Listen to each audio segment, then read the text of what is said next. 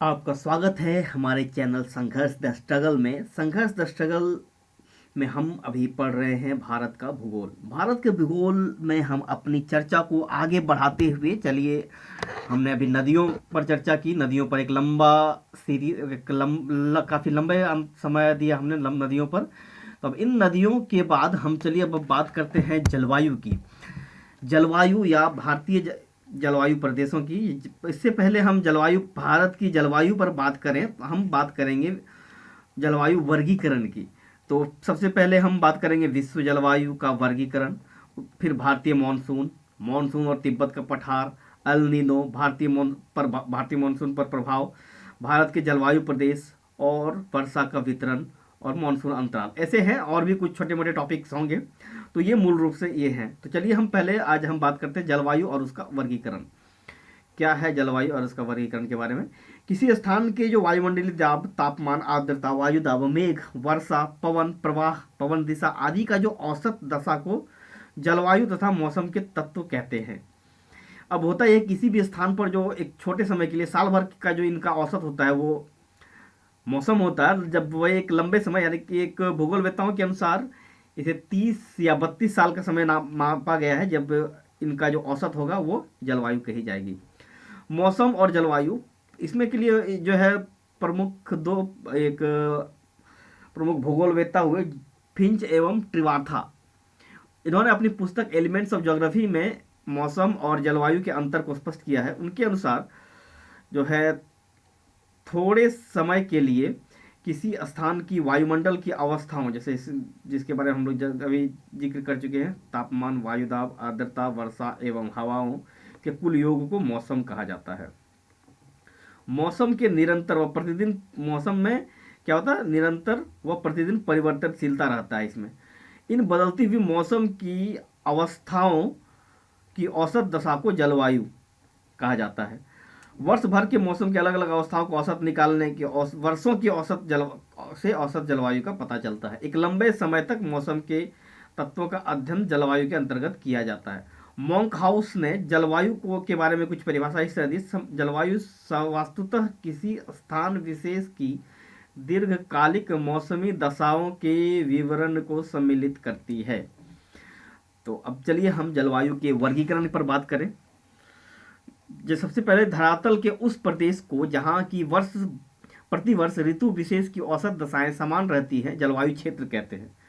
जलवायु का सर्वप्रथम वर्गीकरण यूनानी विद्वानों ने तथा बाद में सुपन महोदय ने किया तथा यह वर्गीकरण तापमान के आधार पर किया गया था। अतः इन्हें ताप कटिबंधों के नाम से जाना जाता है। सबसे पहले उष्ण कटिबंध है, ये 23.5 डिग्री उत्तर तथा दक्षिण, 23.5 डिग्री कर्क रेखा, 23.5 डिग्री उत्तर तथा 23.5 डिग्री दक्षिण, जिसको कि मकर रेखा तक के क्षेत्र को उष्ण कटिबंधन के नाम से जाना जाता है। इस क्षेत्र में जो औसत तापमान होता है 20 डिग्री सेल्सियस के आसपास रहता है। फिर है शीतोष्ण कटिबंध, ये उत्तरी तथा दक्षिणी गोलार्ध में 23.5 डिग्री से 66.5 डिग्री अक्षांशों के मध्य इसको शीतोष्ण कटिबंध स्थित है।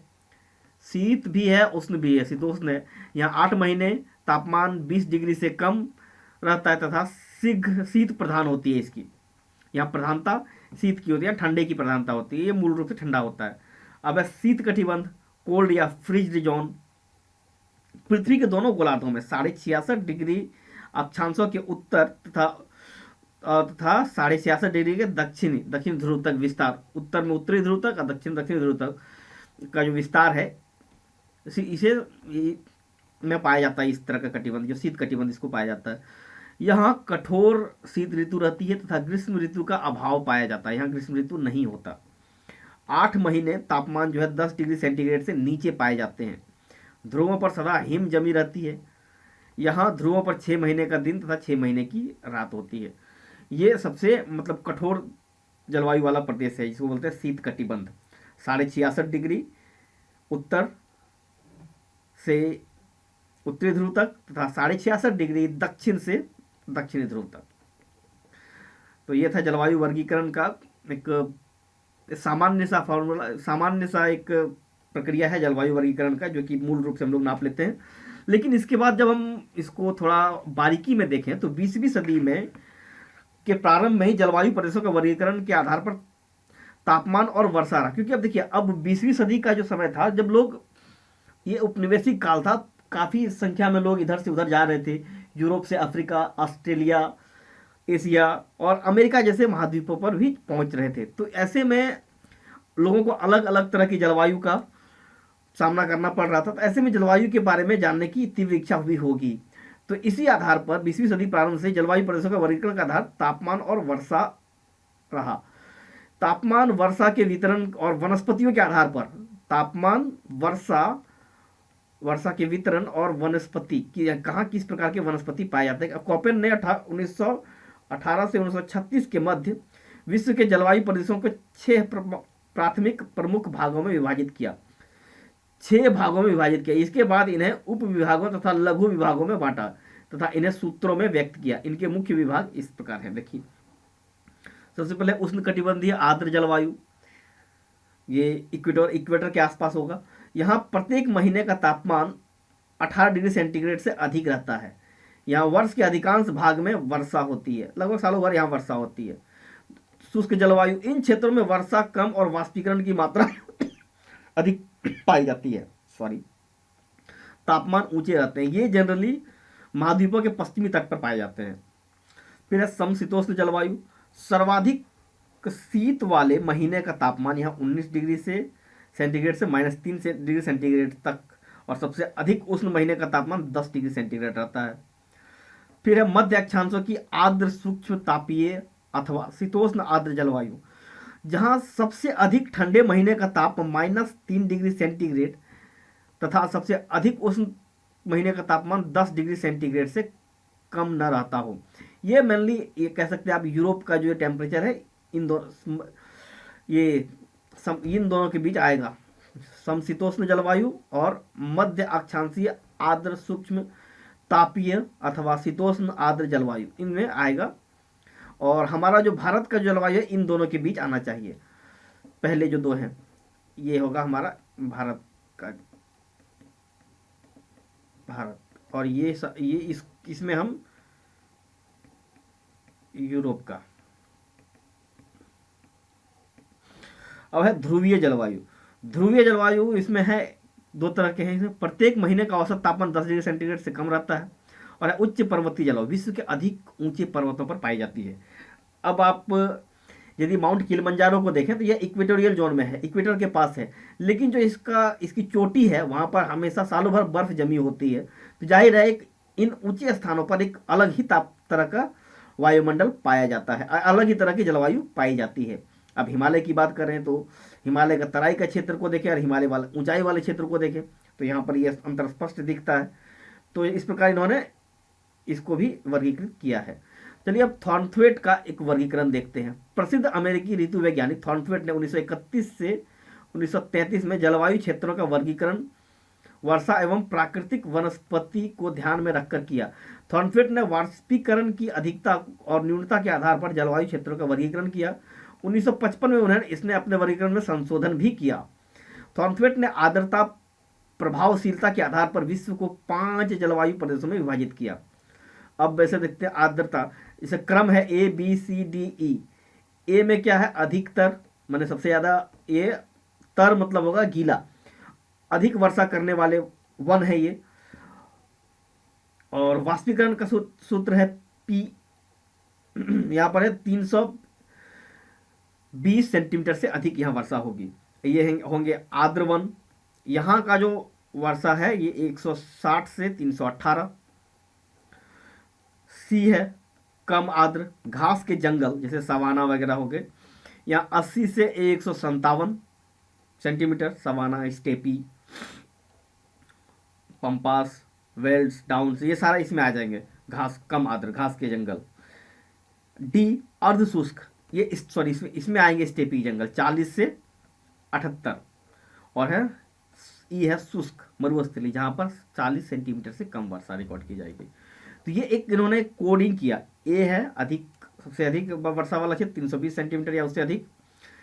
बी है 160 से 318 सेंटीमीटर वाली वर्षा वाला क्षेत्र। सी है कम आर्द्र, जहां पर 80 से 157।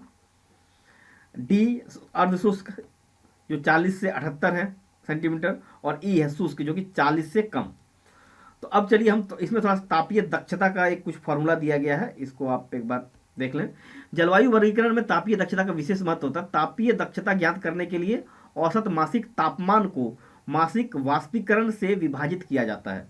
औसत जो मासिक तापमान है उसके औसत मासिक तापमान को औसत मासिक मासिक वाष्पीकरण से विभाजित किया जाता है। तापीय दक्षता का सूत्र टीई द्वारा प्रदर्शित किया जाता है। टीई का फॉर्मूला देख रहे हैं आप, इसको ये दिया गया औसत तापमान बटे जो है उसका वाष्पीकरण करता रहो, इस पर विभाजित करके इसकी तापीय दक्षता निकाली जाती है कि आखिर ताप की वहाँ पर क्या प्रभाव है, उसकी कितनी दक्षता है, वो ताप वहाँ की जलवायु कितना प्रभावित कर रहा है।